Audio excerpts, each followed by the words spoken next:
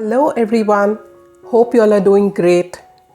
In this video, we'll be seeing the recipe for Gulab Jamun, which we'll be making without mawa or khoya and which we can prepare in just 15 minutes.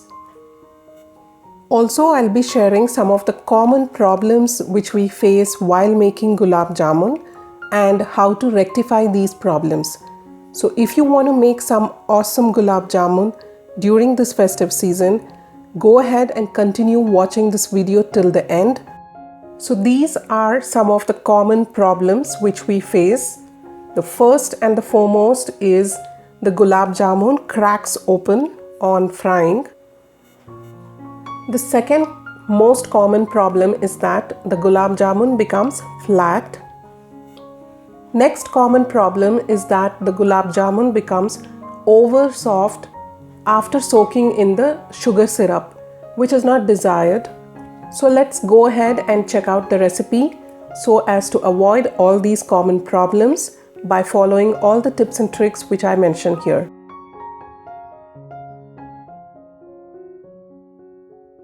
Into a mixing bowl, I'm adding in 1 cup of milk powder. This is not dairy whitener, this is milk powder which is full fat. Next, I'm adding in 1/3 cup of maida, half a tablespoon of suji or rava. Next, half a teaspoon of baking soda.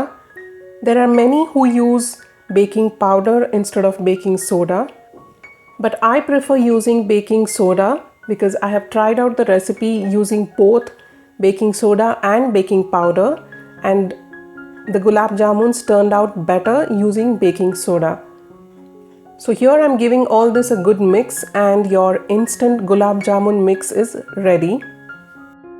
Next, I've added 1 teaspoon of ghee, and all I'm doing here is just crumbling the mixture just to ensure that the ghee gets evenly distributed throughout the mixture. Here I have milk which is at room temperature. I'm going to start adding 1 tablespoon at a time, and I'm just gathering all the ingredients together until it forms a smooth dough. Please note, I'm gently mixing everything. I am not kneading it, as kneading will result in hard Gulab Jamuns. I cannot give you an exact quantity of the milk required. Just keep adding 1 tablespoon of milk at a time until you get a smooth dough.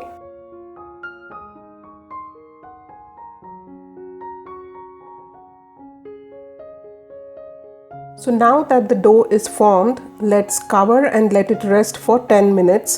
And in the meanwhile, let's prepare the sugar syrup.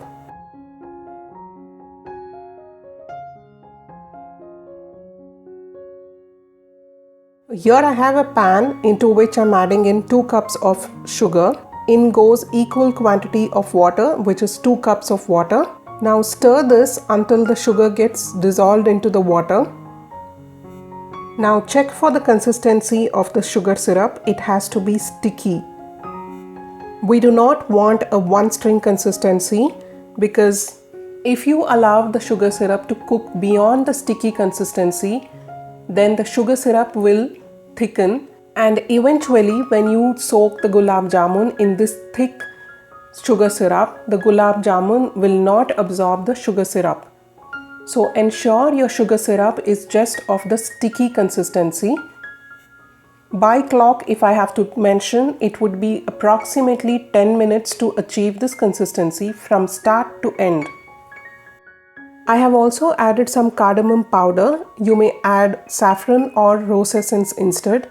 And I've also squeezed in some lemon juice, which will prevent the sugar from crystallizing.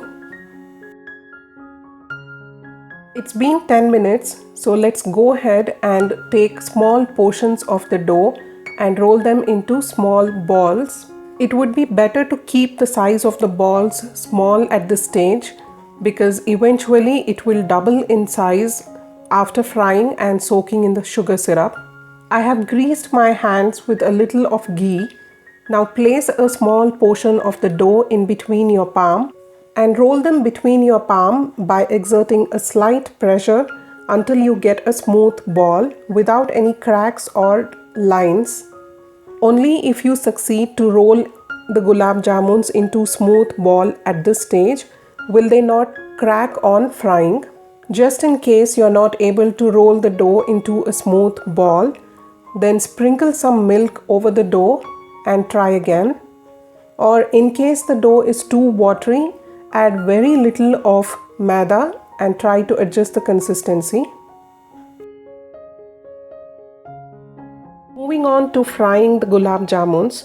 So what happens when you try to fry the gulab jamun in very little oil is that the moment you drop the rolled out balls into the pan, the portion that hits the bottom of the pan first starts turning out brown first, and eventually on frying it becomes flat, as you can see here.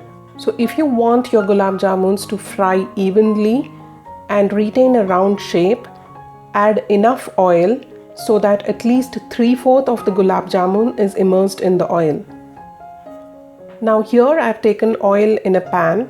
You may even use ghee. It's on low flame, and once the oil is slightly hot, I'm going to start dropping in the rolled out gulab jamuns into the oil one at a time. You can notice small bubbles appearing from the oil. This implies it's at the right temperature. So you will have to continue frying this for at least 10 to 12 minutes or until the gulab jamuns become golden brown in color. Whereas what happens when you drop these gulab jamuns into hot oil, they will start turning brown quickly, but they will not be cooked from inside, and also the outer layer of the gulab jamun wouldn't be firm. Eventually, when you soak such gulab jamuns into the sugar syrup, the outer layer of the gulab jamun will start peeling off after soaking. Now once the gulab jamuns have turned golden brown, drain the excess oil from it and add them into the sugar syrup. Now here you will have to ensure that the sugar syrup is warm, neither too hot nor too cold.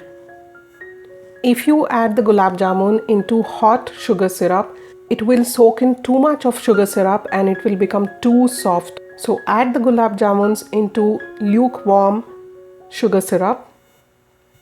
Initially, when you add the gulab jamun into the sugar syrup, they will float. Give it a good 2 to 3 hours time so that the gulab jamun soaks in the sugar syrup completely. Give the gulab jamuns enough room because they will double in size once they soak in the sugar syrup.